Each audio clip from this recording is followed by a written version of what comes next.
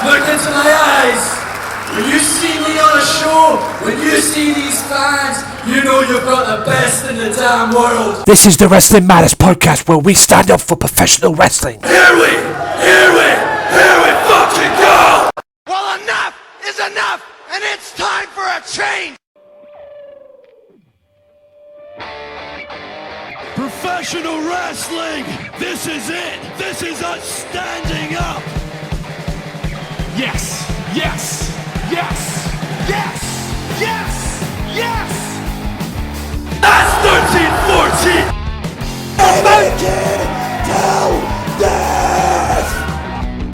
Dina, I am the best in the world. Cause that's the bottom line! Beautiful people of the wrestling world, it is me, the HIAC, back with you for another installment of the Wrestling Matters podcast, episode 135. Hope you guys are well. One of it is you are doing. And yeah, what a great week. Kind of a odd week, but a great week nonetheless in the world of professional wrestling. Today's show, I have got Raw, Smackdown, as I do. Very interesting Raw. Not the best Raw, but then again, it wasn't the worst Raw. A little bit shambolic, but I'll get to that later. And also, I want to talk about Smackdown and the one thing that is happening. And if you're watching this on YouTube or listening to this on YouTube, you'll know by the thumbnail. Also, we've got double NXT. Should I put double TNA in there as well? Yeah, probably. Double TNA and double Ring of Honor. And ICW as well. That's right. The Friday Night Fight Club. I couldn't do it last week because I had somebody else on the podcast. So, I'm going to do it this week. From the 21st, I believe it was the 21st of October. Yes, I will do it this week. And the match, I'll give you a little hint. The match for Fear and Loathing, the main event match, has been made. More on that later on. Also, we have the rest of Evren Orion's interview. That's right. The final part will be taking place as soon as I'm done with this little intro that I'm going to do right now. And then, later on in the podcast, I have got part one of Lexa Rose's interview. That's right, Lexa Rose's interview. I interviewed her as this is going out on the 31st. Halloween night, by the way. Happy Halloween. I did it last Sunday. Recorded it last Sunday. And it was very interesting. And you're going to get part one this week on the podcast as well. The full audio will go up at some point on YouTube and SoundCloud. But for today, you are getting part one of the interview on this podcast. Plus a lot more. Plus more on the TNA saga. Apparently there's been more on the TNA saga as well. Apparently Dixie's been lying and there's all these other things that have come out now. I'll get to that later. Just never ends, does it really? Just never ends. But also on this, you can listen to all of this podcast on the Swerve Network with Daz, Craig doing Max Wrestling, Kinny doing Sunday Segway, and that's right, Kinny doing Sunday Segway. Also check out Offshoot Radio and Evan McCabe's podcast as well. Like I say, unfortunately he's not doing it no more, but I think his episode is still up there or something. I don't know. I don't run the network. Daz does. So more information on that, go for facebook.com/Swerve Network. Also check it all out each and every week, guys. Monday, it's Friday to Monday. You know, it makes sense. Also, check out Mystery Island as well. Big shout out to them. Mystery Island, facebook.com Facebook.com, I can't speak. Facebook.com/Back to the Island. Also, check it out. If you're in the Liverpool area, 56 to 58 Birkenhead, Oxton Road in Birkenhead. Check it all out. You know it makes sense. You know what it is. Shout out to all the other partners as well. RFKW, The Raging Falcon, also OSW TV, and all that good stuff as well, because you know it makes sense. Shout out to TNT Wrestling as well. Jay Apton, TNT Wrestling. Go to their show November 20th. I mentioned it last week, mentioned it again. Go to it, please. Go. I wish I could go there. If I had the money, if I had the opportunity, I'd have dug some money out and went there myself, but I can't at the moment. And plus, if you go there, you'll get to meet WCPW World Champion Joseph Connors. Now, all of that is out the way, ladies and gentlemen, and without further ado, let's get into the final part of Evren Orion's interview. This is the final part. Hope you guys have enjoyed the interview. The full audio is already up on the YouTube channel and SoundCloud. Download it for free on SoundCloud. It is already up. And if it's not up on SoundCloud, it soon will be. So check it all out and listen and sit back and relax and enjoy the last part of the Evren Orion interview. And I'll be back in part two with Raw and Smackdown. I'll save the little rants for towards the end of the show, but I'll be back in part 2 with Raw and Smackdown, so stay tuned and enjoy the interview, and I'll see you in a bit. Anyway, interesting indeed. Now to the status. There's something that came up this week, guys. When I was doing this, and it was last week, I've talked about this with a few other people as well, and I've mentioned this with a few other people, and this whole fucking thing drives me crazy. And the up-and-coming recording that I did with Wrestling Zone 5 with Michael Larkin, we basically just shoved debris on it. And check that out as well. That'll be coming up to SoundCloud ASAP as well. You can download it for free on SoundCloud. It should be up there now as this goes out. But anyway, I got told, going back to TNA, yes, total non-stop action, ladies and gentlemen, Drew Galloway is a former TNA World Champion. Yes. He became TNA World Champion when he beat, I believe it was Matt Hardy. He cashed the Feast of Fire case on Matt Hardy. Became TNA World Champion. Apparently, somebody told me on YouTube that he brought prestige to that belt. Considering the fact that a couple of weeks, maybe a month later, after winning the title, he lost the belt at Slammiversary to Bobby Lashley. Right? Mm-hmm. That's not all. As well, I get into an argument with this guy. He brought, and the next minute, he told me, right, on this video, it was ICW, because when Drew Galloway was the champion, he brought the belt to ICW. Right. And at one point held both the ICW, because he was scheduled to have an ICW title match. I believe it was Damo, who was the champion at the time. He was scheduled to have an ICW title match, and there was one show that he brought the TNA World title, and he had the ICW title, and it shows them both in the air, you know, in front of the ICW crowd. Correct. This goofball on YouTube turns around and goes, ICW are lucky to be seeing the TNA World Championship. It's the other way around. Yeah, I'll get to that in a second. I'll get to that bit in a second. Because the other bit he came up with during this little argument that we were having, or debate, if you want to call it that way, he said that Drew Galloway buying a 3K plane ticket brought prestige to a world title. So basically what he was saying was, Drew Galloway buys a 3 plane ticket. I'm guessing he was talking about Drew. I lost focus after some of the other bullshit he was saying. But anyway, he was buying a 3K ticket to go to a country to challenge for a world title. And apparently that brings prestige to a world title. Bullshit! Bringing prestige to a world championship is defending it all over the world. Exactly. Not just in the company that you're at, defending it in other companies. Hell, at one point, he was defending the ICW champion in that year title run that he had as champion. He was defending the friggin' belt in Australia, for crying out loud. At one point as well. And going back to what we were saying about bringing prestige and being lucky to be, you know, the ICW fans should consider themselves lucky that they're seeing the TNA World title. TNA should consider themselves lucky they're still in business. Woo! Burn. Hello? Exactly. They should consider themselves lucky. And I'm not bashing TNA. I'm not a TNA hater, as they call me. No, you can't. They have great moments. We just wish they were all back with we just wish they were all currently still the old ones that they were, you know, back when Jeff Jarrett was running it. Back when they were busting out 5-star pay-per-views. Yes. And they were back in the day. They pay the X Division was everything. X Division is there, and I bust Michael Larkin's balls about this when he mentions the X Division, and I'm like, there's an X Division, there's an X Division championship. There's not an X Division anymore, guys. Nope. There's an X Division title, yep, but there's not an X Division, which makes it close. Yeah, but would you agree with me that during that run, yes, he brought prestige to the belt for that month wrong? No, he didn't. Okay? No. He brought more prestige to the ICW title because he had it for a year. Hell, he brought more prestige to the Evolve Championship. Yes. Because he took that to new heights. He took the ICW Championship to new heights. Correct me if I'm wrong, but didn't he make the ICW title a World Heavyweight Championship to begin with? Yes. Exactly. And you got these goofballs, TNA fanboys is what they are, who don't want to believe the truth. Like I said, I told them that TNA is lucky to still be in business because of all the financial problems they've had in the past. There's a reason that bids are being put in. Exactly. Apparently WWE's put a bid in for it, from what I've been told as well. I mean, back in the day, I'll give you an example of why they had the financial problems. Luke Gallows was in TNA at one point as member of Aces and Eights. Yes. They let him go. Why? To cut costs. That's why. To try and ease some of the money that they were having. And in a way, it was a blessing for Lou because he ended up in Japan as part of the Bullet Club. We all know how that turned out. Mm-hmm.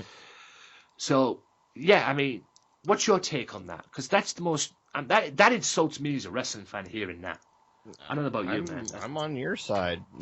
He didn't hold it long enough and travel with it long enough to give it this prestige that it needed to be an actual world championship. I'll be honest with you.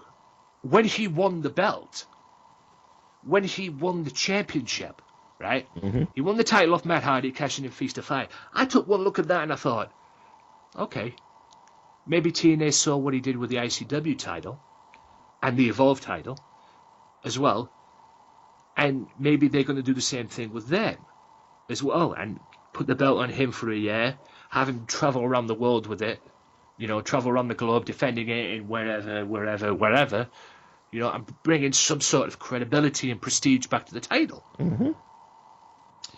But they didn't. Like I say, a month later, or 3 weeks later, or whenever the heck it was, he loses the belt at Slammiversary to Bobby Lashley.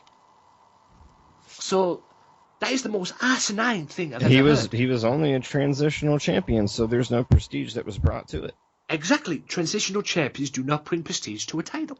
If you held the belt for a year, even for 2 years. I mean, look at what Samoa Joe did to Ring of Honor. Mm-hmm. World champion when he was Ring of Honor world champion. He held the belt for 2 years. Yes, he did. And he travelled all over the world with it and did what he could with it and took it to the level it's never been. Hell, going back... All right, this might be a different matter, but Taz brought some credibility to the ECW TV title. Mm-hmm. And even the ECW belt at one point as well.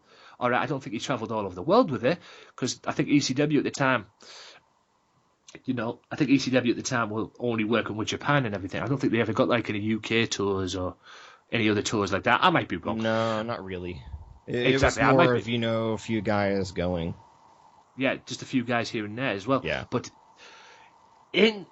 credit to Taz, he took the TV title to a new level. Yes, he did. When he was TV champion, and hell, he brought some credibility to the world championship as well. And when you say that, the only moment that sticks out to me is him and Bam Bam Bigelow. Exactly.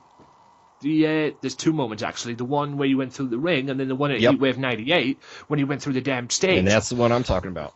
Jesus, and the one in '98 when he went. Did you hear his shoot about that and how he got knocked out? Yeah. No, I haven't heard that. I don't think I have. No. I believe he hit the back of his head on the guardrail, or one of them. I believe he says that on the Rise and Fall as well. I mean, something like that. Because Living Dangerously, I don't know if it was what I call it. Was this at Heatwave '98? We're talking about here. Yeah. Because I think he did. I don't know about the Heatwave '98 one. It was when he gave the T-bone off the stage, and they fell in between. Oh, they fell through the stage. That was Heatwave.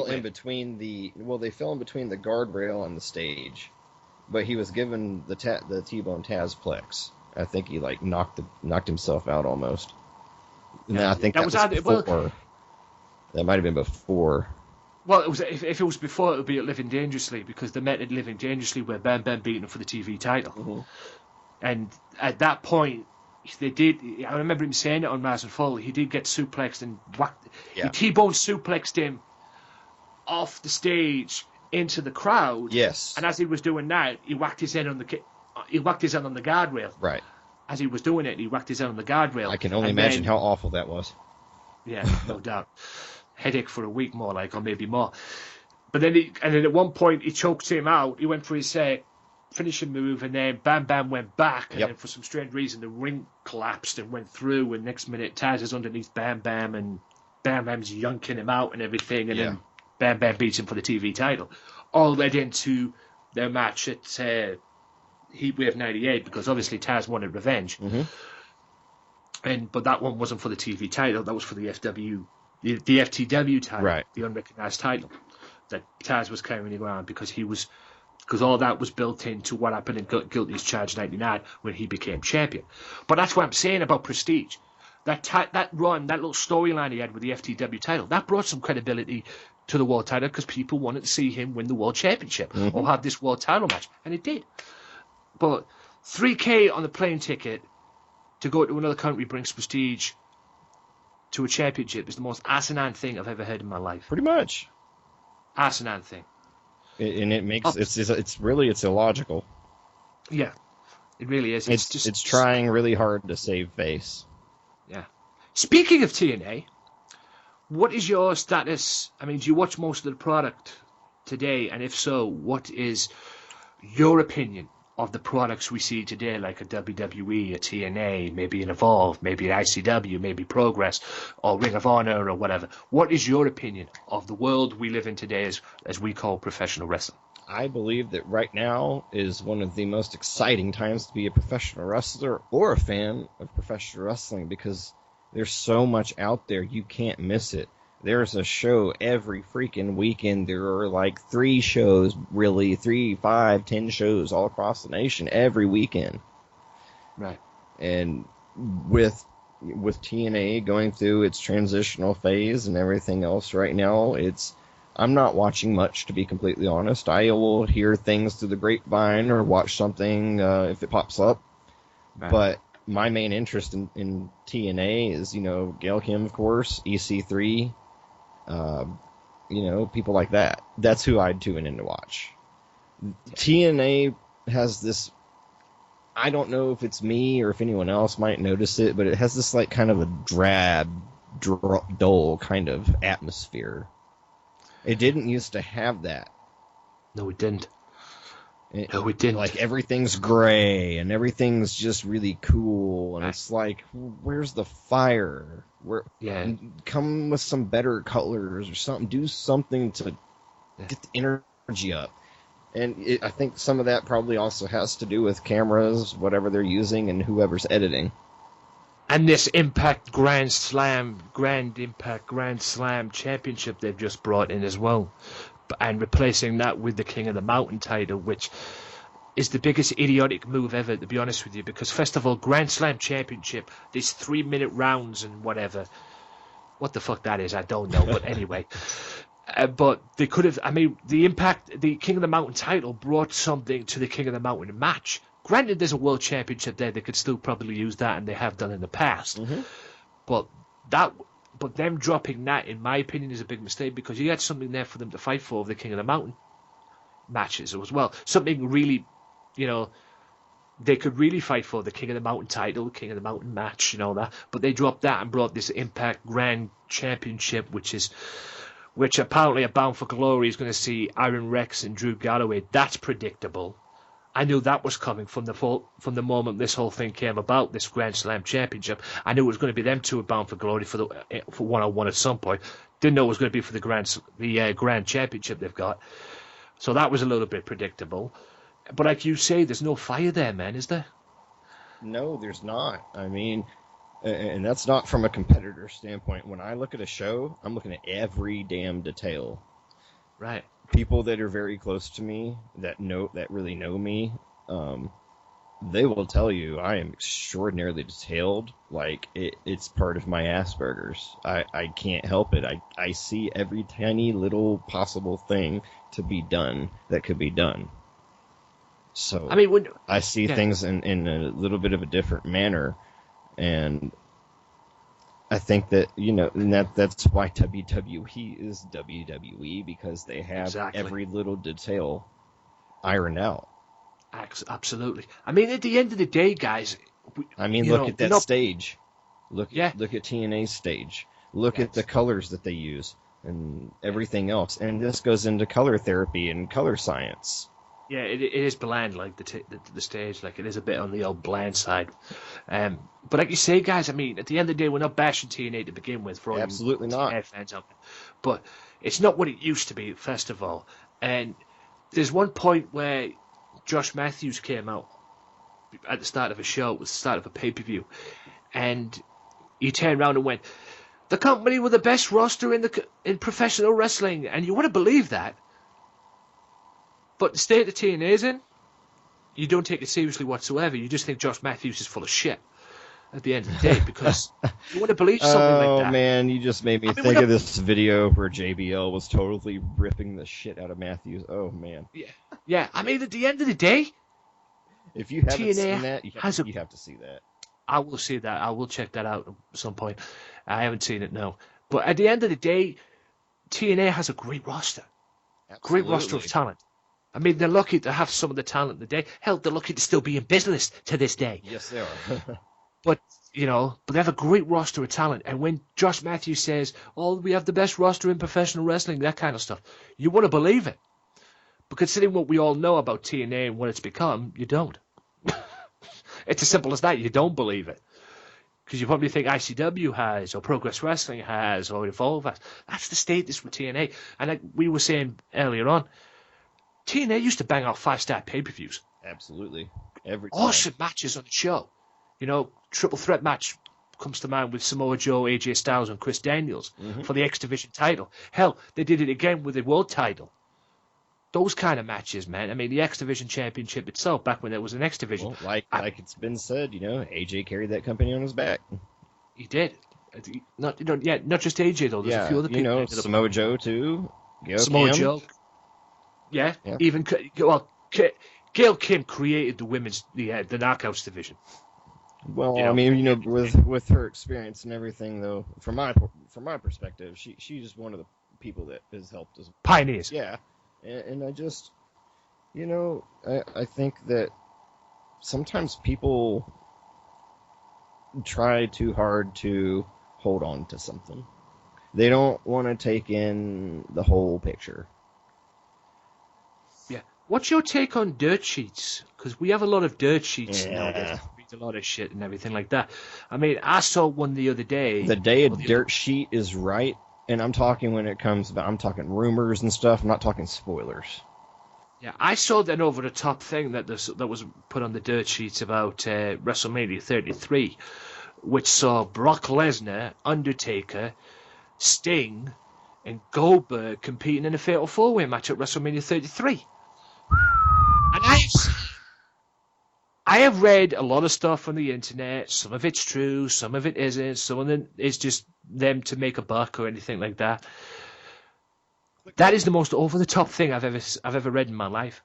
I mean, just because they're promoting him for 2K17 doesn't necessarily mean he's going to be at WrestleMania. Doesn't necessarily mean he's going to come back at all. As we're doing this right now, guys, but he Clash of the probably Champions will one night. You know, Clash of the Champions is this Sunday, and he's rumored to appear at that as well. No, he's not. It's going to get to the point right now where every time there's it seems a Raw pay-per-view, right? Every time there's a Raw pay-per-view, he's going to be rumored to come back. He's going to be rumored to come back. Until he actually comes back, Goldberg, I don't believe it until I see it. Simple as that, really. I will not believe it. I will not believe it until I see it. Also, is this match going to take place, this 4-way match? No. Hell no. It's not going to happen whatsoever. And if something like this was to happen... If that happens, hell freeze over. Yeah. Something like this to happen, I don't see how it would work, to be honest with you. The day this happens, if something like this is going to happen, I would rather see Sting versus The Undertaker. Because he's made that clear that he wants to have that match anyway. See that. Yeah. He's made that clear that he wants to have that match anyway. If you watch Legends with JBL. And apparently Jeff Hardy has made an announcement that he would like his last match to be with The Undertaker. Which is interesting. Well, when I like, apparently their contracts are coming up, and I think WWE might be interested in bringing them back. Please do. And get about that broken Hardy shit, please. And, like, it makes sense because you remember Jeff, the ladder match? Yeah. Why not continue that for Jeff to go out? To me, that makes so much sense.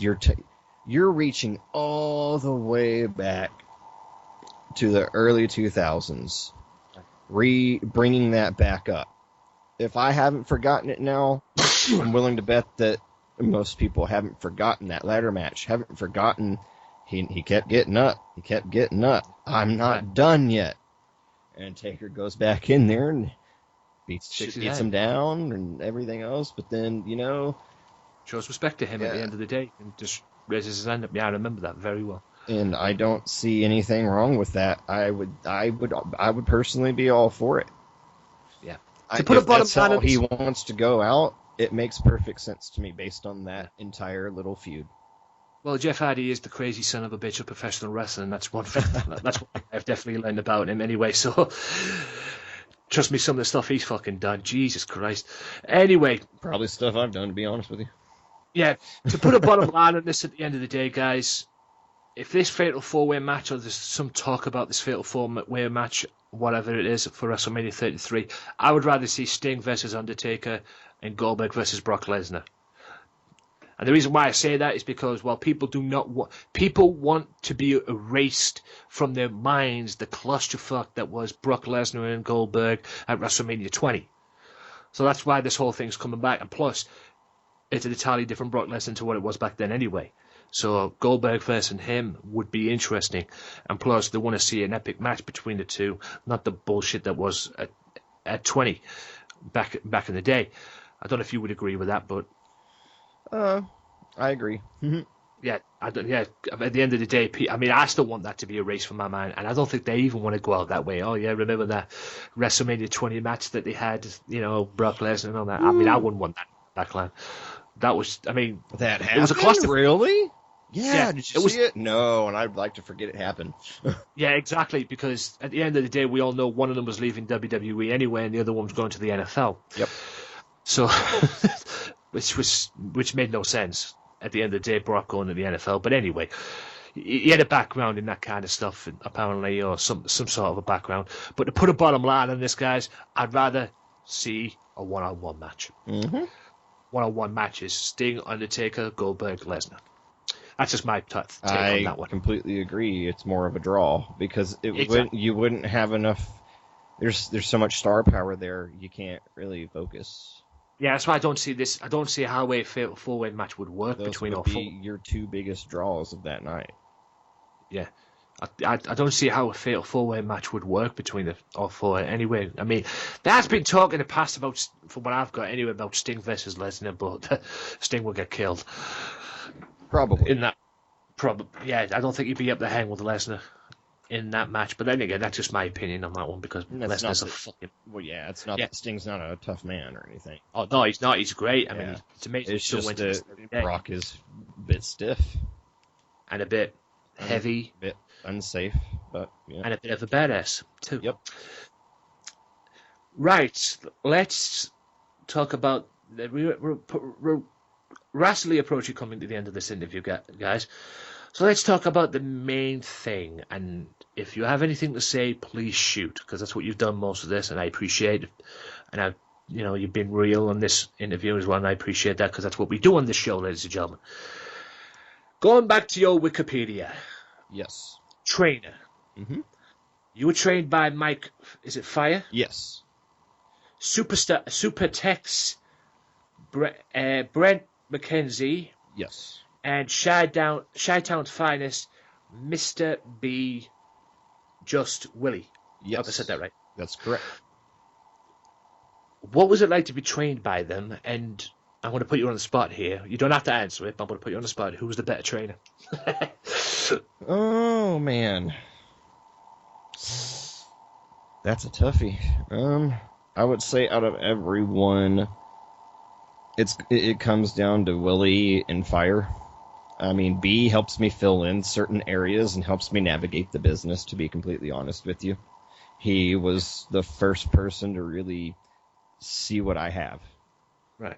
And just a minor segue, one time we had this meeting, and he flat out called me an inspiration from the entire locker room. I almost bawled my eyes out. No, people don't say that kind of shit about me.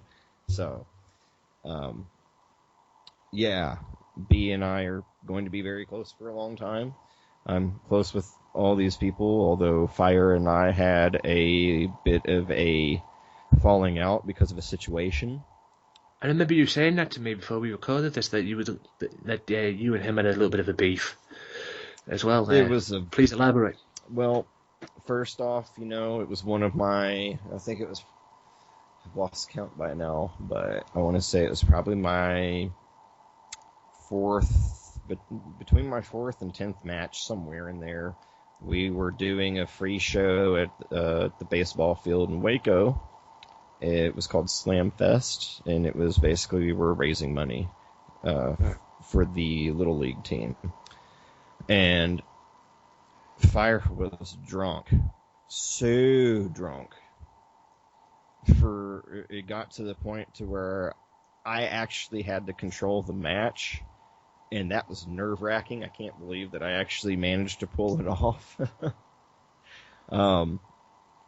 He went for a springboard moonsault to try and finish me off with, and almost fucking killed himself. And at that point, I was just like, stay the fuck down, we're going home. So I pinned him. And then when we got to the back, he was still like really drunk and everything else, and he ended up spitting in my face twice, and that tore me up inside. And I'm not afraid to admit at all that, yeah, you know, you're not supposed to let people know what gets to you, but I don't give a fuck. It doesn't get to me if I don't let it. But when it's someone that you consider your trainer and close to you like that, for them to spit in your face, there's no excuse. And there was another worker right there at that moment. He could see it in my eyes. He's like, get your shit and go home. I'll take care of the situation. Because he could tell I was either about to destroy him or get really emotional, or probably both, really. From my point of view, I would have fucking shoved my foot right down his goddamn throat. But that's the past. We're over it. We've talked about it, and we're okay. Who out of the trainers helped you the most in terms of where you were going, and who brought the best out of you that you felt, okay, this guy's cool to work with, maybe I can get to where I want to be with his help or his guidance as a trainer and everything like that. Maybe he could help me and teach me what I need to know about the business. I mean, was it all four of them? Was there one particular? Was it Mike? Who was it? Well, I can just kind of go in a row with this one. Brent and Mike worked with me together, and this was during the time that I projectile vomited everywhere. And I didn't get to work with Brent all that much, but the things that I did get to work with him on were minor things, but they're the minor things that are really big, like not putting your foot back when you're in a headlock, stuff like that. And the things that taking a bump in the corner properly, and just stuff like that.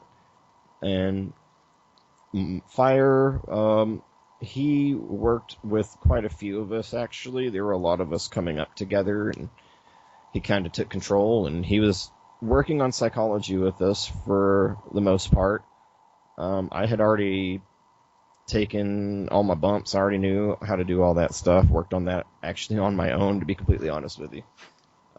My cousin owned, he sold the gym that he owned here. We had shows there, blah, blah. So the ring was there, and you can bet your ass I was in it every single day. And so I pretty much worked on all that stuff myself. Then we get to now, and B, in terms of navigating the industry, oh yes, that's my main man on that one. He's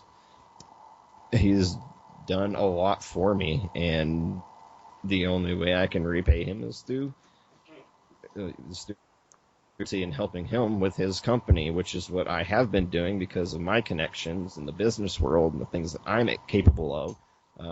I'm a pro audio engineer. I've been doing that for 10 years. I've worked with Rock Nation Records, Esther Dean, all sorts of people. So, I'm full of skills that I can contribute to any show, anywhere, at any time. When we get to Willie, I'm actually going to be working with him here pretty soon.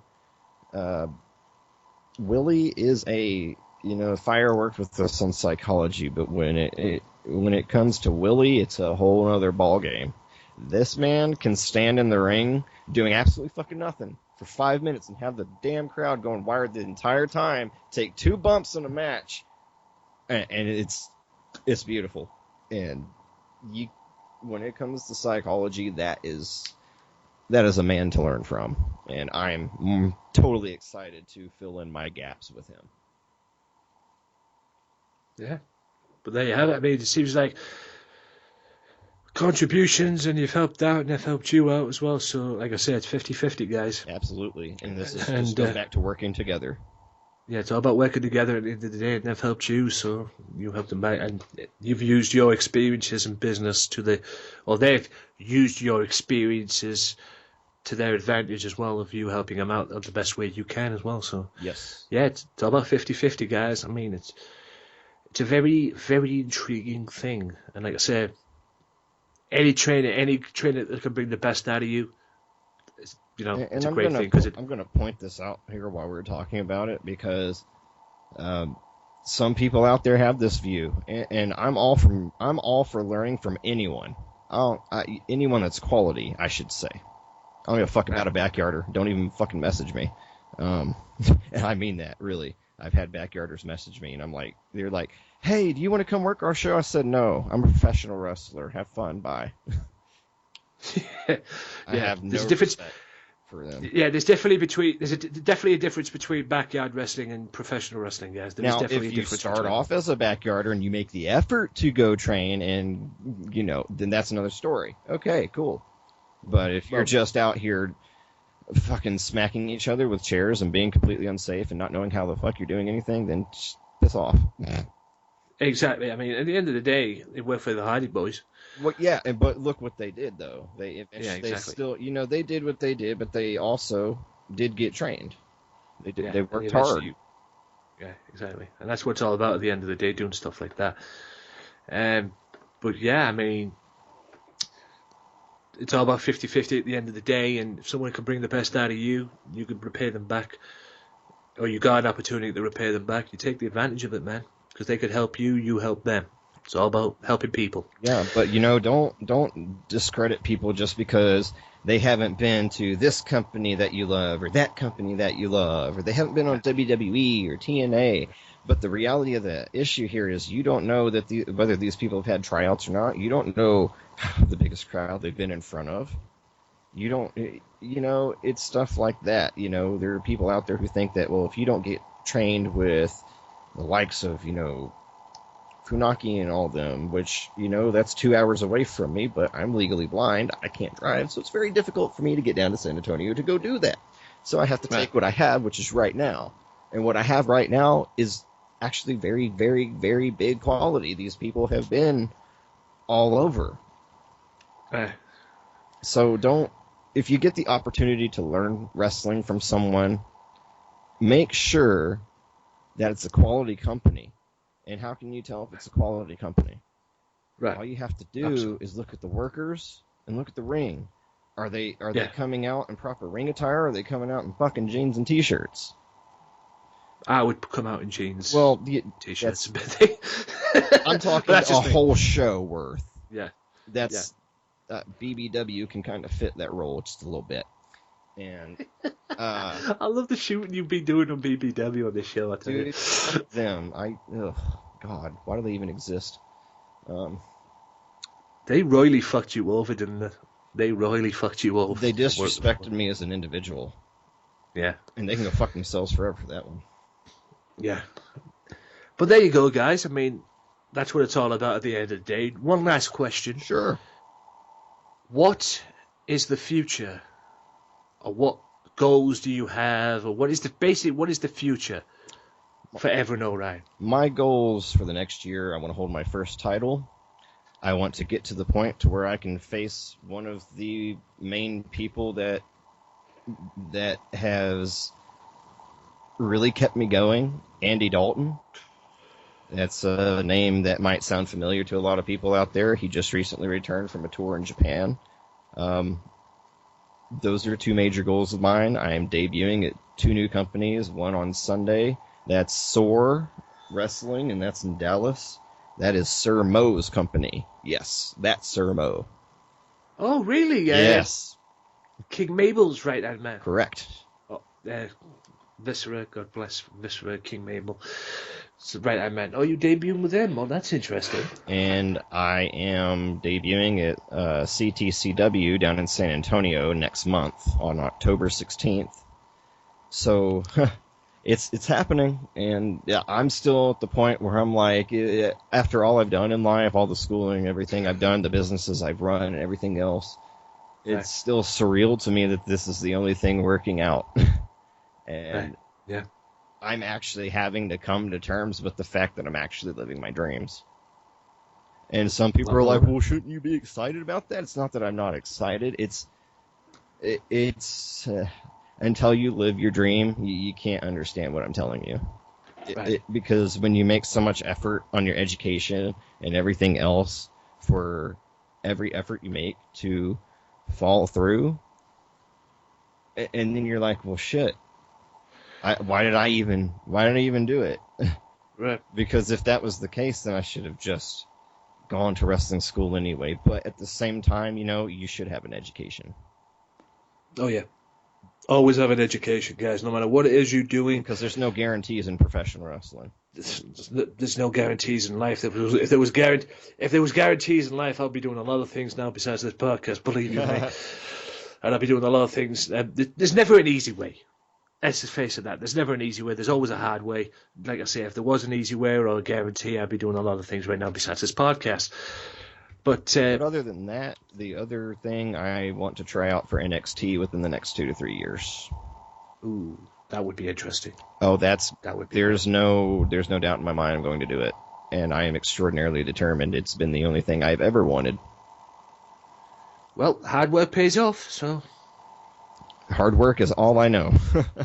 Yeah, exactly. Hard work is all I know as well. Like I say, doing things the hard way is all I know. And I have done this podcast now for 2 years, going on 2 years, maybe going on 3.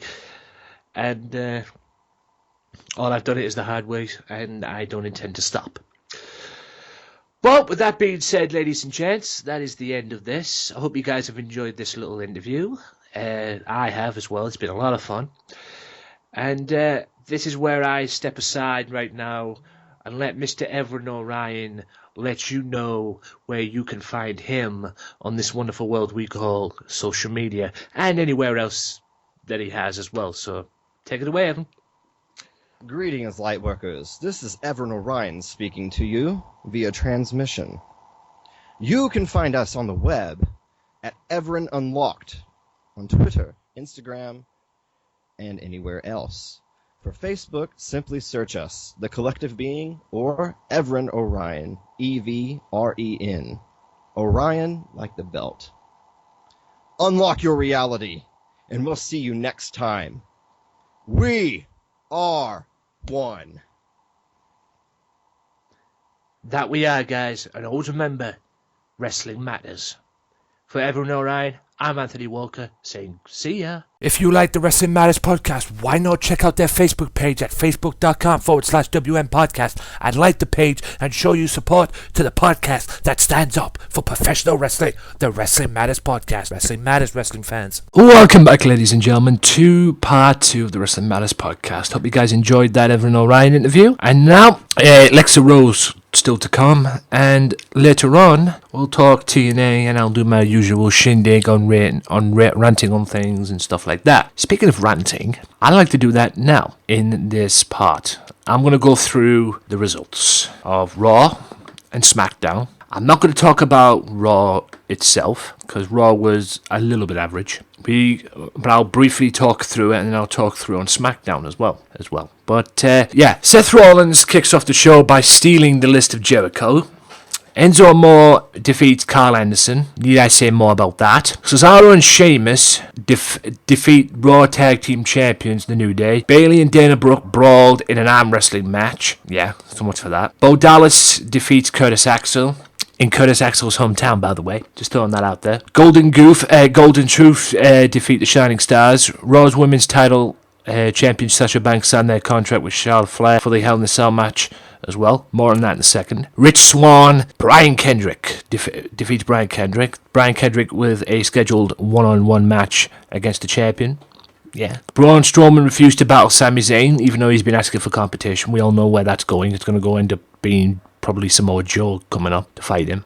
Brock Lesnar and Paul Heyman respond to Goldberg. I'll get to that in a second. And Seth Rollins defeats Universal Champion Kevin Owens, and Chris Jericho pins them both at the same time to get the victory, and then take a beating afterwards. But like I say, guys, I want to talk about two things. The Brock Lesnar situation and the women's title. It seems that Triple H and Vince McMahon have been butting heads this week behind the scenes, because apparently it seems that Triple H wants to make history at Hell in a Cell. He wants the women's title to be the main event spot, the last match on the card. Now, and obviously Vince doesn't approve of that, or doesn't agree to it. Now, don't get me wrong, they do deserve a main event spot. I think it's just a little bit too early for that yet. Yeah, you want to make history? Yeah, doing it. You're already making history anyway. You're already making history anyway, because it's the first women Hell in a Cell match. And if you've seen Hell in a Cell, you know what's going down. But like I say, it's the first women's Hell in a Cell match. Don't rush into anything yet.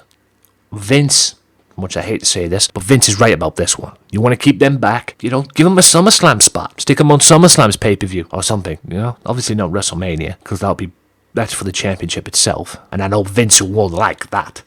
But, give them a SummerSlam spot or something.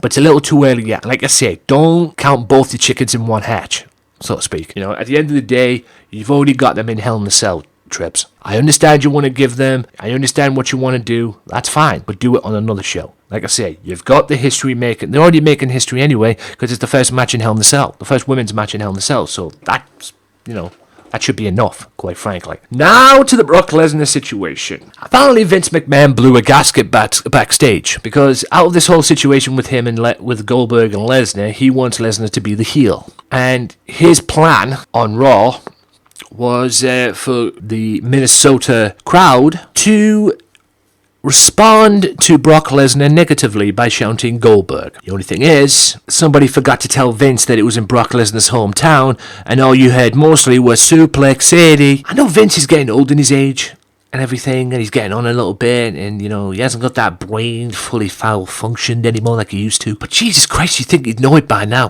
The guy's in his hometown. He's over in his hometown like Grado is in ICW, or Grado was in ICW, wherever you see fit. I mean, for goodness sake, anybody could have predicted that itself. I mean, for crying out loud, man. If that had been in a neutral ground, no problem. They would have probably booed him out the building. If it had been at the show when Goldberg made his return, the Raw when Goldberg made his return, no doubt they'd have booed him out the building. But at the end of the day, I mean, good God, it's not rocket science. Vince? Jeepers creepers. Brock Lesnar, you want the Minnesota crowd to boo Brock Lesnar, and have Brock Lesnar as the heel and Goldberg as the babyface. You'd think you'd know what happened when Curtis Axel went out there. Curtis Axel's from Minnesota. People started cheering Curtis Axel, even though he's meant to be a heel, but people started cheering Curtis Axel. Why? Because he's a Minnesota person. He is from Minneapolis, Minnesota. That's why they cheered him over Bo Dallas. You'd think you'd know that by now, Vince. Brock Lesnar is going to get cheered in his hometown. Like they're trying to make Goldberg heel in his hometown. Doesn't work, Vince. You should know that by now, for crying out loud. I mean, Jesus Christ. I know he's getting on his own age. I mean, this is the same Vince McMahon that forgot that Luke Gallows played the character Festus. But at the end of the day, Vince, come on. You should know that by now. I know you're getting on in your age, but Jesus. Right, Smackdown. Bray Wyatt defeats Kane with an unlikely help from an unlikely source. Get to that in a second. Alexa Bliss ruins Becky Lynch's return. Hype Bros qualified to be part of Team Smackdown at the 10-on-10 traditional Survivor Series Tag Team Elimination Qualifier. They beat the Ascension. I knew the Ascension wouldn't get it. Yeah, the Ascension, or as they're now known as Jobbers. Nikki Bella defeats Natalya to become captain of the women's team in the 5-on-5 traditional Survivor Series match. SmackDown Tag Team Champions Heath Slater and Rhino defeat the Spirit Squad. And AJ Styles defeats Dean Ambrose via disqualification because Mr. Ellsworth decided to super kick AJ Styles after AJ attacked him.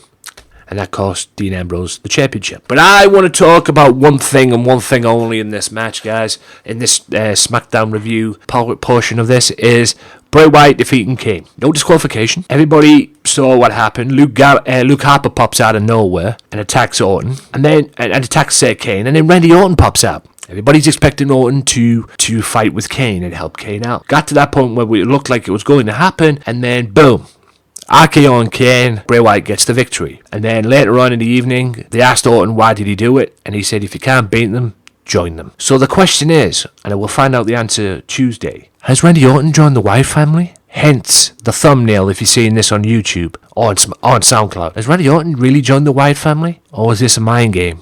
Looks like he's turned heel, but we'll find out it fully, no doubt, this coming week on Smackdown. But yeah, shocking turn of events. Will this fit? Orton being a member of the Wyatt family? Probably. I mean, Orton could do anything and he's good. Heel, babyface, he is that good. He could probably pull this off, no problem. But like I said, has he joined the Wyatt family? We will only find out the answer this coming Tuesday. But with that being said, ladies and gentlemen, that is the end of the Raw and Smackdown review. I will be back in part 3 with NXT, double bill, Ring of Honor, double bill, and TNA. A little Braveheart there. Double bill, of course. See you in a bit. There's only one wrestling podcast that gives you honest, uncut opinions and the most unique trivia since WWE did The Weakest Link. And the only place you can hear the show-stealing podcast promo every single week. Covering WWE, TNA, Ring of Honor, Lucha Underground. Max Wrestling Podcast is the place for you. Join myself, Evan Money McCabe, the Phoenix, and the Butcher. Sundays at 7 p.m. UK time, 2 p.m. Eastern time with your host, Daddy Dangerously, on VOC Nation and the Swerve Talk Network. Go to maxwrestling.wix.com/maxwrestling or follow us at maxwrestling UK for more details. Give in to the madness.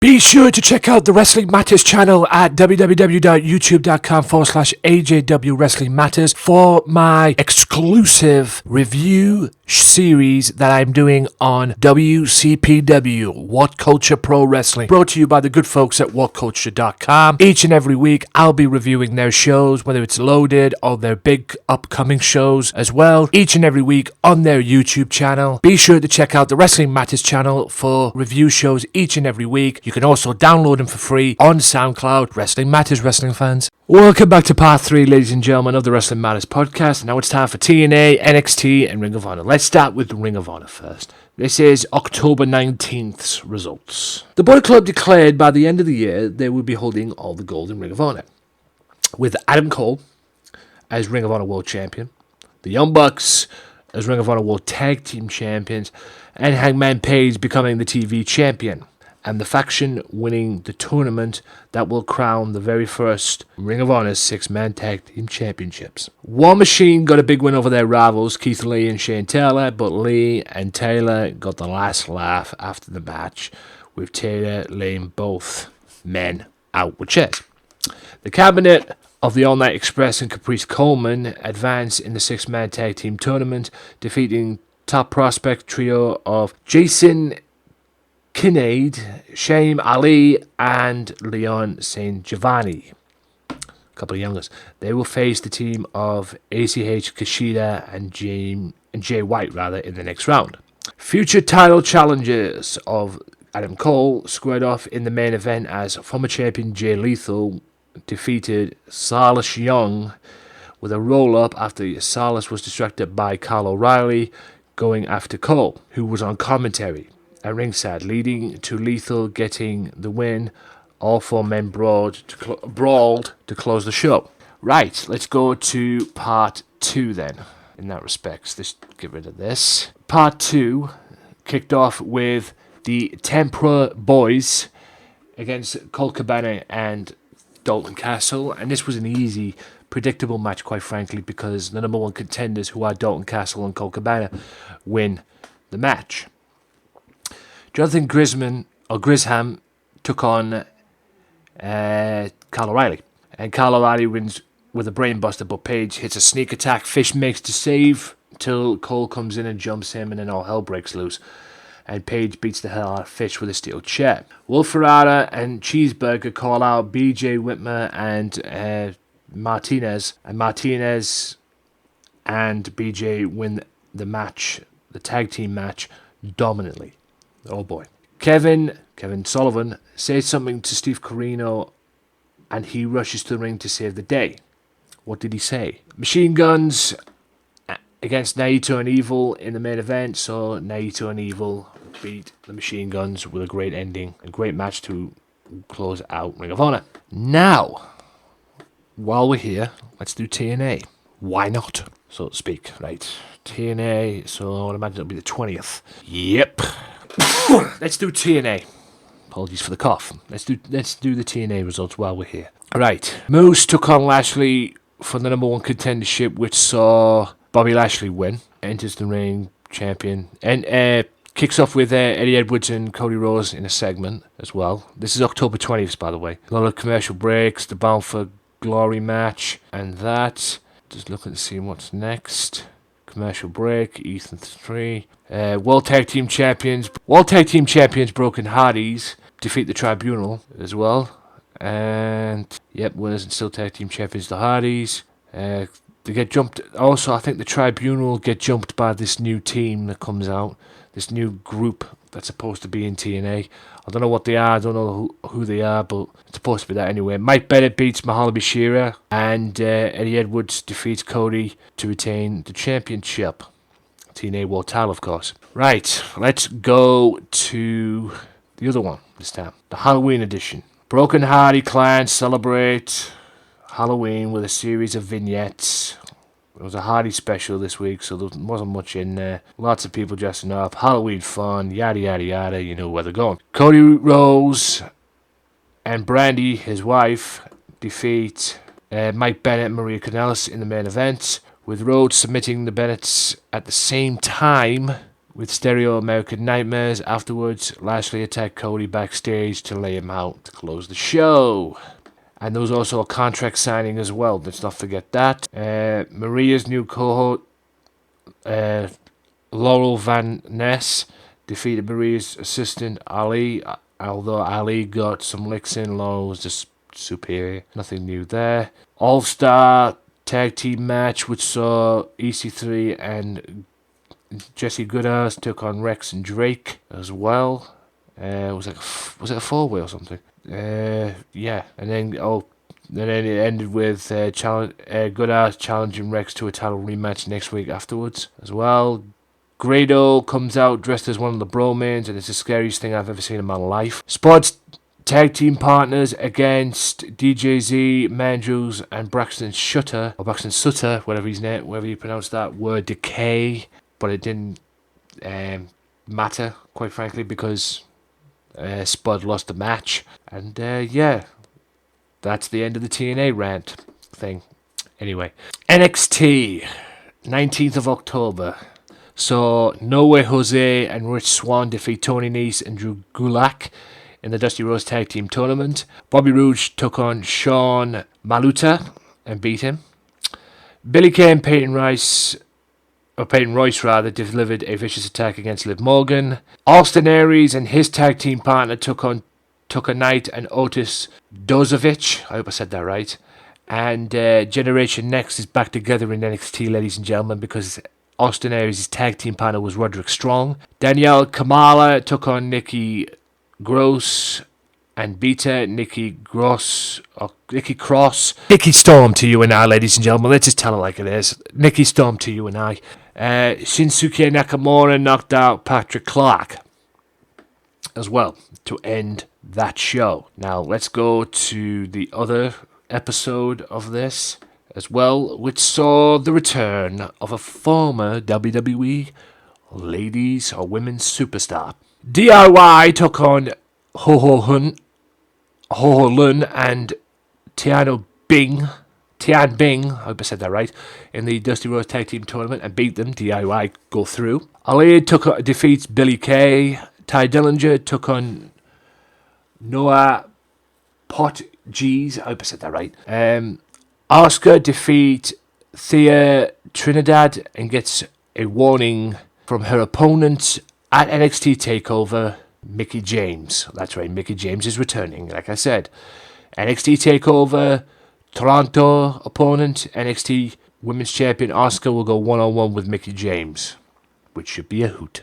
And TJ Perkins and Kota Ibushi took on Lindsay Dorado and Mustafa Ali and beat them in the Dusty Rhodes Tag Team Tournament as well. So, yeah, lots of things to talk about there, guys, and that is the end of that part, ladies and gents. Hope you guys enjoyed that. I'll be back in part 4 with double dose of ICW. That's right. Insane Championship Wrestling will be on right after this. Stay tuned. Be sure to listen to the Sunday Segway Wrestling Podcast. What? Every Sunday with Kenny Killer and the Galdem Sugar Shugs. Yes! Yes! With all the news, views, and laughter that you want. They like jet airplanes. Woo! They like long limousines. Every Sunday, the Sunday Segway Wrestling Podcast on Podomatic, iTunes, and YouTube. So why don't you choke on that, slap nut? If you like the Wrestling Matters Podcast, why not follow the Wrestling Matters Podcast now on Twitter at WM Podcast for all professional wrestling news. Wrestling Matters, wrestling fans. Right, ladies and gentlemen, welcome back to part 4. It is now time for double ICW. It is indeed. Let's get right into it. ICW, let's go to October 21st. Now, the main points of this were Andy Wilde beats Kenny Williams in the Stairway to Heaven match that Lionheart put together for his 0G title, and Andy Wilde qualifies, and again Kenny loses another match. Lionheart comes out to get in the face of Kenny, calls him out, but Kenny walks away. And while Kenny was walking away, Lionheart was distracted, and Andy Wilde hits him with the Wild Night Out, which is an RKO. Also, Mark Coffey beats Massimo and uses Massimo to send a message to Team 3D, because Massimo trained with Team 3D, was trained by Team 3D, of course. Kid Fight and Jack Jester beat Charles Samuels after helping out the Black Label beat up Trent Severin, who came out at the beginning of the show to demand a title shot. And later on in the evening, Joe Henry went one-on-one with Wolfgang, which was ruined by Trent Severin, who came out and held Wolfgang in the ropes and used him to get a title shot and demanded a title shot from Red Lightning. And he said if Red Lightning did not give him the title shot, he would knock Wolfgang's teeth down his throat. Red Lightning eventually caved in.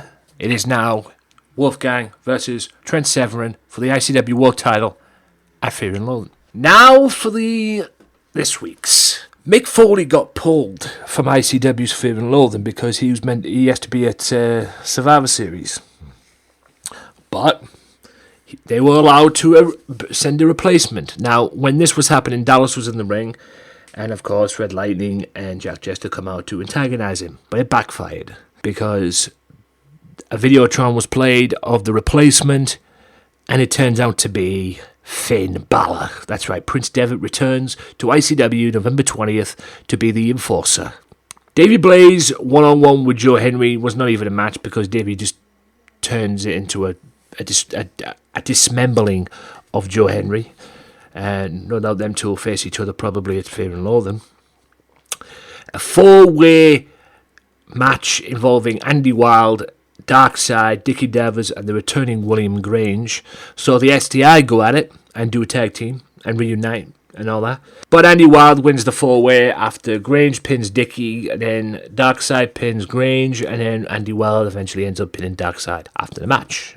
To win the match. Kenny Williams' losing streak continues because he got into a match with Lewis Garvin where the winner would take on Ricochet at Fear and Loathing. But Lewis Garvin ended up winning the match thanks to Kenny Williams. Lionheart offered to help Williams with a chair, and he wanted Williams to hit Garvin with a chair, but he didn't. And that obviously backfired on Kenny because Kenny ended up losing the match, and he will not be going to the Hydro. So, yeah. And Lionheart gets another one over on Kenny Williams. And in a bloodbath, the Filthy Generation were defeated by NAK in what was a complete and utter bloodbath. And NAK win the match, and they picked the stipulation for the Hydro, and the stipulation was BT Gunn, Stevie Boy, in a casket match. Will they be having a party at Stevie's funeral? We shall see. And that was ICW, ladies and gentlemen. ICW, a little short on that one, guys, because like I said, coming up next, right after this break, it is the Lexa Rose interview, part 1. So sit back, relax, and enjoy.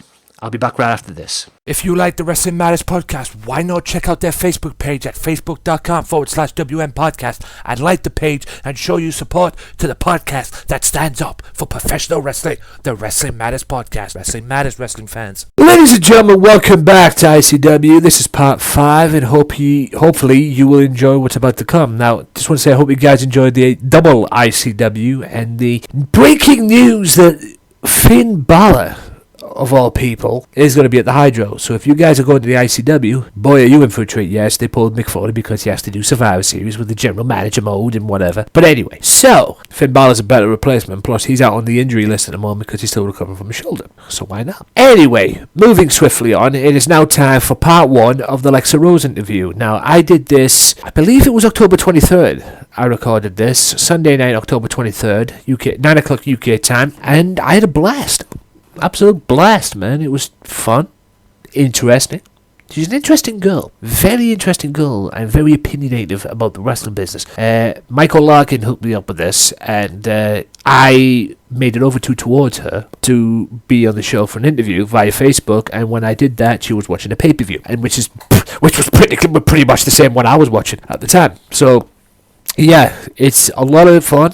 A lot of interesting. If you hear any noise in the background, that'll be because her fiance, boyfriend, whatever he was, who was also a wrestler, was there too. He obviously want to be a part of it. And like I say, if he's listening, Lexa, I stand by what I said. If your fiance, boyfriend, whatever he is, wants to get in on the act, he's more than welcome to. He's more than welcome to. So yeah, hope you guys enjoy this. This is Lexa Rose interview part 1. Enjoy. Beautiful people.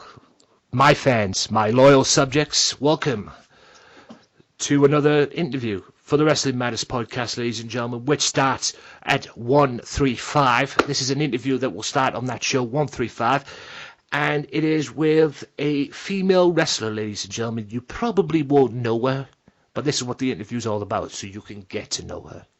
Okay? Big shout out to Michael Larkin for this interview as well. He's hooked me up. The lady's name is Lexa Rose. How are you, darling? I am doing very well on this lovely Sunday morning. Or Sunday afternoon, actually. Yes, it is a Sunday afternoon at her way. It is a Sunday evening my way. It is actually 9 o'clock or 9:30 UK time as I'm recording this right now. So, yeah, very late, but hey, it's worth it nonetheless. Like I say, it's just about you, this interview. It's all about you, about what you think of the business. I know you do watch the business because I remember reaching out to you, thanks to Michael. Reaching out to you about this as well, and you were watching a pay-per-view. I believe. Yes. You were watching the pay-per-view. The same thing I was doing at the same time as well. So, yep. I was actually watching it as well. I can't remember what pay-per-view it was, but it was a WWE pay-per-view nonetheless.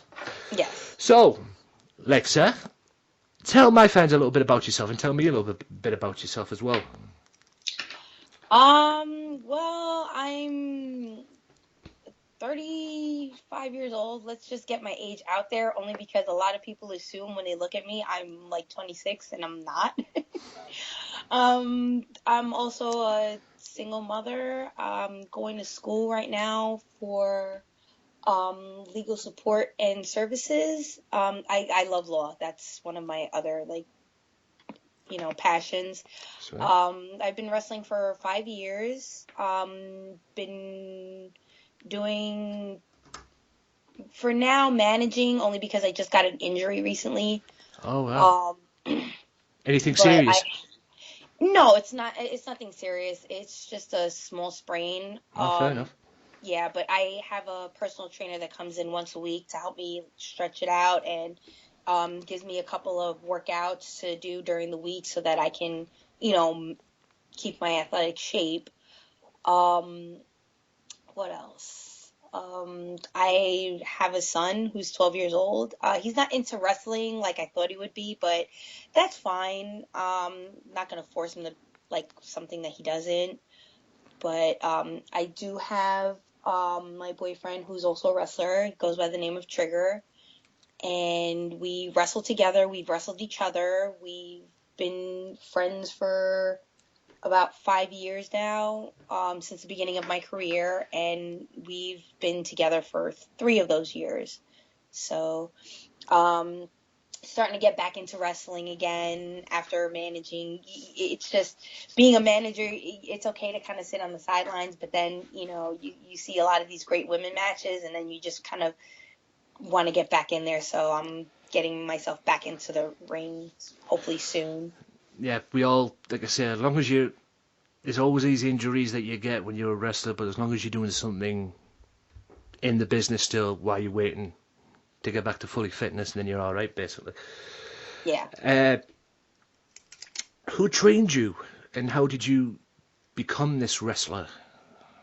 When I started, I was training, because I live in Long Island, New York. I was training out in Shirley with Bad Boy Rocky Shore.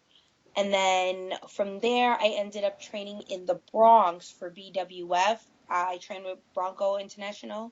The submission technician, Bobby V, also, gave me a little pointers. I've worked with guys like Eric Jaden, Bobby C. De Niro.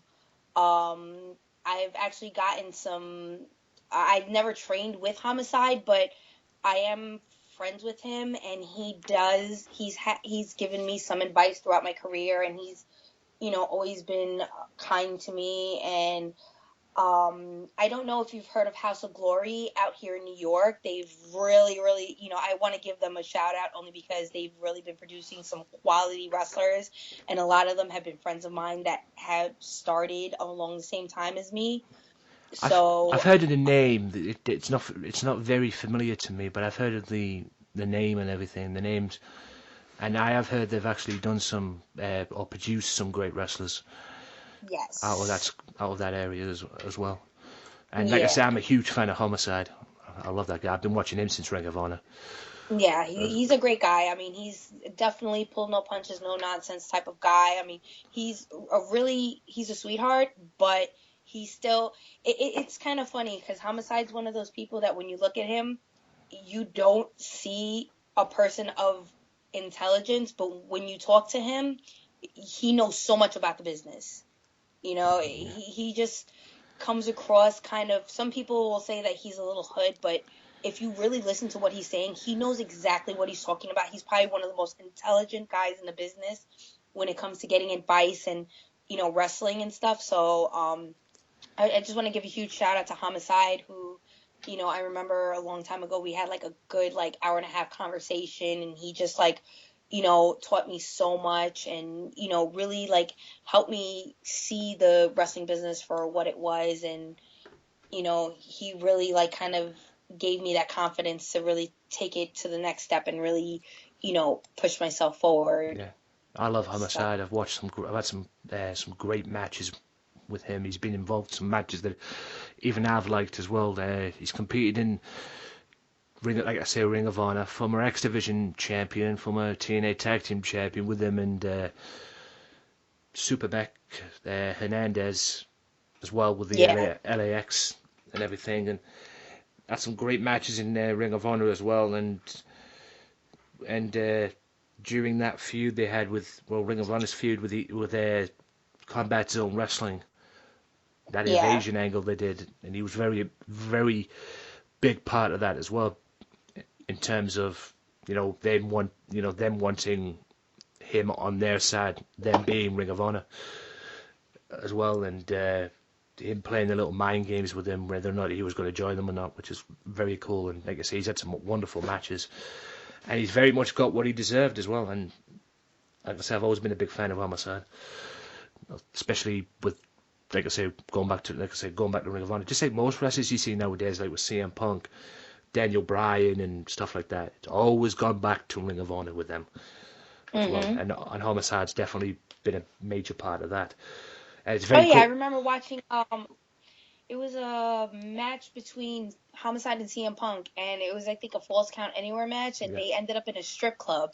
And I will always refer to this match because this was one of the matches that made me actually admire CM Punk, because they had a match. And it was in a strip club, and I remember it clear as day. The stripper was lying on the stage with her legs spread open, swinging them in the air, and CM Punk literally looks in between her legs to her face and then screams that she's a whore. And I could not stop laughing. It was just one of the funniest things I've ever seen in my life. And Homicide's, in the corner, selling it, and I'm like, how is he not laughing his ass off? He's selling it, but he's probably hiding the laughter that he's having inside. He's probably hiding it. I wish I could talk to him again and ask him, dude, how did you not laugh when that happened? That had to be the funniest thing in the world. Yeah. I thought he was gonna say something cute to the stripper, and he ends up basically defaming her. Yeah. During the match, and it was just oh my god, this guy is freaking great. Yeah, and that was one of the matches that stand out in my head. I haven't seen that match. I need to see that match now. If anybody's got that on the internet, download it, please. Hook me up. Facebook.com/WM Podcast or @WM Podcast on Twitter or @Tony_Walker. Please send me that video, please. If you have it, please send me something to do with it. It's definitely worth watching. Yeah. I mean, it was a good match, but it just that one part just makes it just so much more funnier because you would expect that CM Punk's he's gonna try and say something slick to the stripper, and no, he just comes out with that. Her a hoe. Yeah, and he just comes out with that. Yeah, that's classic CM Punk for you. Have you, when you've trained to wrestle, done the training and all that, the fundamentals? I know because I've done a bit myself. I'm not going to lie, not to a stature, but I have done a fair share of training as well. When you learn to do a body slam, pick a pot for the body slam and everything, I learned when you pick them up for the slam to wrap your arm around their head and body slam them to the floor just to protect their head. But I've seen many other people, many other wrestlers as well, not do that, and obviously they've relied on that person to take the bump themselves. Is that what executing a body slam is all about? Because that's what I learned when I did my wrestling training. I had to pick them up in the body slam position and wrap my arm around their head area, the back of their neck area, and then slam them down while their head is resting on my arm, so to protect them from banging their head on the canvas. Because I've actually banged my head on a wrestling canvas, and it's not fun. I'm not telling you. Is that what you learned as well? And is that the fundamental on how to execute a body slam, or is different ways in doing it? There are different ways, but I feel for me personally, that's more of a fundamental way to do it, because not everybody is going to know how to take a body slam. And if you're working with somebody who you've never worked before, I feel like it's important to maintain that safety when you're slamming them, that you just tuck their head for them. I mean, if they know how to do it, they know how to do it. But for me, it's just a force of habit to make sure that they're safe. I'd like to make sure that when I'm working with somebody, I try to be as safe as possible and minimize the amount of injuries. I mean, there's always going to be injuries no matter what, but especially when it comes to a body slam, I feel it's really important to have your arm wrapped around their head when you give them that body slam. Even when I train out in Deer Park for Suffolk Wrestling Alliance, we do teach the students to make sure that they wrap their arm around their opponent's head before slamming them, because you never know, in the heat of the match, you might just they might just forget to tuck their head, and then at least you kind of give them that what is that word, kind of a backup to make sure that they don't hurt themselves, so that if they do hit the back of their head, that's their own fault. You made sure that you cradled their head before they drop down. But I feel like it's really important to cradle their head before you slam them. No matter who it is, I don't care how many years you've been in the business. Right. I'm cradling your head because I'm not going to be held responsible for any concussion or brain damage that happens afterwards. Yeah, absolutely. You don't want that heat on you. Trust. That's for damn sure. I always, like I said, I always did that my way, and then you kind of get into like a habit of doing it. Once you learn that it's the way to do it, you kind of, it doesn't stop there, basically. You know, you end up doing it all the time, basically, even though you want someone to come in and go, you know, there, and you expect them to, or you hopefully put your trust in them to take the bump themselves when they do it. At the end of the day, I always ended up just doing it, and when I learn something, I usually get into the habit of doing it, and it just stops from there, basically. And that's what I always learned to do as well, especially with suplexes as well. I could execute a suplex no matter what side I'm on. I'm right-handed, so I always end up executing the suplex. But the promoter that I worked with always said to me, don't like bend your knees down, because I'm 6'5". Let's just put it that way. I'm a tall lad, and the guys who I was working with were twice my size, lower sides. So what he wanted me to do was to lift them up using my power, like if I was like Davey Boy Smith or somebody, and have them jump up and allow it. But I always execute, but I always bend my knees, no matter how tall I am or whatever. I always end up bending my knees when I'm taking a suplex. Is that how you ended up? I mean, have you ever executed a suplex? So suplexes are probably my favorite go-to move. Like as a heel, I do Eddie Guerrero's Three Amigos, which is the 3 suplexes. Yeah. And I always do a quick kind of like squat, and I bend my knees. I do too. Because it also kind of signals to the opponent, hey, get ready. Exactly. And that's exactly when I squat, they squat, and then it kind of like helps kind of give that kind of momentum. It builds that momentum so I can get them over. And nothing is worse than, suplexing someone who sandbags you, because then you have to pretty much carry all their weight. And if you're not ready for it, it's going to make for a messy-looking suplex. Exactly. That's exactly what I do. That's why I bend my knees. Yes, I'm 6'5". Normally, I would probably use my power or have them, or the promoter have me come across as somebody that has like power and everything like that. But to me, it's a natural thing. You just bend your knees and you like lift them up and then suplex them like as you normally would do. And that's why that's how I always see doing a suplex as well. I've just been looking on your YouTube channel while we're doing this as well. I got sent from Michael, look this up, your YouTube channel, and there was matches on here that I saw. LCW, no DQ, pow trigger, with you in the corner against Rad Dragon, and what is it like being a manager compared to being in the ring? Because not many people understand this. Because obviously being a manager... Be sure to check out the Wrestling Matters channel at www.youtube.com/AJW Wrestling Matters for my exclusive review series that I'm doing on WCPW, What Culture Pro Wrestling, brought to you by the good folks at whatculture.com. Each and every week I'll be reviewing their shows, whether it's loaded or their big upcoming shows as well, each and every week on their YouTube channel. Be sure to check out the Wrestling Matters channel for review shows each and every week. You can also download them for free on SoundCloud. Wrestling Matters, wrestling fans. Welcome back, ladies and gentlemen, to the final part of the Wrestling Matters podcast. Hope you guys are well. Hope you guys have enjoyed the podcast. Hope you guys enjoyed Lexa Rose part 1. And part 2 will be next week as well. I don't know what I'm going to put on next week, but I know it's going to be a good one anyway, because I've got a guest coming on. But part 2, I guarantee it, will be on next week. Now, you can listen to the Wrestling Matters podcast each and every week on the Swerve Network with Daz and Max Wrestling, Sunday Segway. Check out Sunday Segway TV too. Also, Offshoot Radio and Evren Orion podcast each and every week.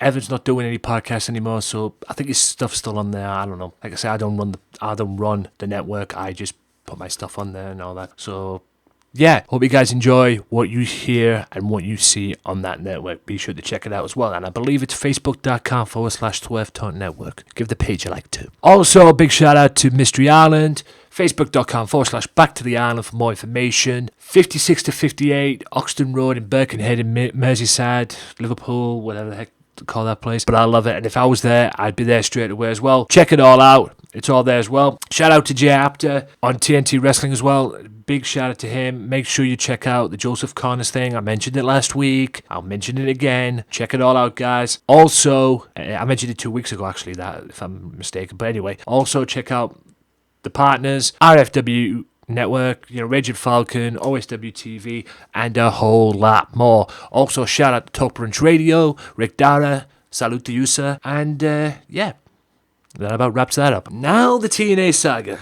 Oh, jeez. TNA, oh dear, TNA. Because it seems to be, from what I've got to this week, guys, that some lying is taking place in TNA. All this thing with the saga on Billy Corgan's, lawsuit and everything, and it just never seems to end, quite frankly. Apparently, Dixie lied about the WWE offer to him. Apparently, Billy Corgan invested the money to save TNA and invest it in Bound for Glory and all that stuff with the thing and everything. But he also made a deal if TNA couldn't pay him back that he'd get full control of the company.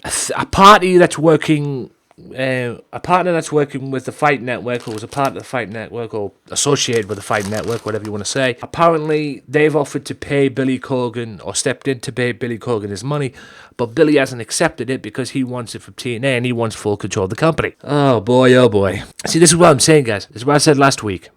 Negative, hide away the positives. And I hate to be a TNA roster. Remember, I tell you, all this stuff, I mean, it sounds like Billy Corgan lured TNA Dixie into a trap. Everybody wants Dixie out. That's been made very abundantly clear. Everybody wants Dixie out. But it seems, ladies and gents, that, Billy has to stoop to that low to get him out. Surely he would have known that wouldn't have worked. But at the end of the day, Billy Corgan is desperate to buy TNA. Let's make that clear, okay? And they're good until Christmas at the most. So will this saga ever end? Today, as this is going out, we'll have a hearing, so hopefully sometime this week we'll know more about it, and more than likely I'll end up talking about it next week on the podcast. But yeah, this, y'all got drama, the saga continues, as that song says, because the drama never ceases to be over. It never ceases to be, you want it to end, but then it's not going to end. I mean, there's another thing as well. People being busted. I mean, I read something on video this week.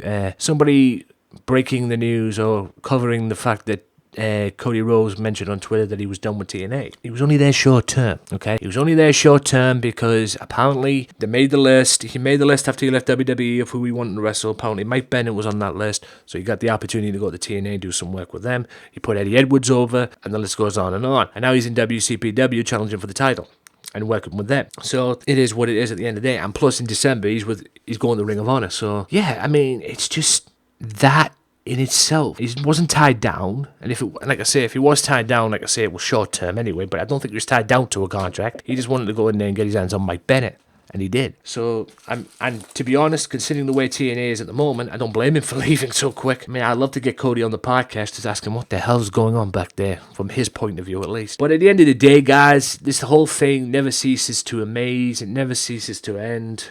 And it just will not go away. And like I say, I would have hated to be a TNA roster member, man. For real. I would have hated it. Because you don't know if you're coming or going. You don't know if you've got your friggin' job intact. And at the end of the day, you could end up being flushed down the toilet. But you don't know that because nobody's keeping you, intact of what's going on. It just will never end. But anyway, guys, that about wraps it up for the podcast. My name is Anthony Walker for the Wrestling Matters podcast. Tune in next week for episode 136. Hope you guys will check that out as well. Like, share, and subscribe if you listen to this on YouTube, and download it for free on SoundCloud, and also giving them likes as well on SoundCloud just to get that show that little support as well. Big thank you to everybody that listened to this podcast. Hope you guys enjoyed it. Till next time, like I said, my name is Anthony Walker. Wrestling Matters, only on the Wrestling Matters podcast, and it matters to me. Peace out. Well, enough is enough, and it's time for a change. Professional wrestling, this is it. This is us standing up. Yes, yes, yes. Yes! Yes! Yes! That's 13-14!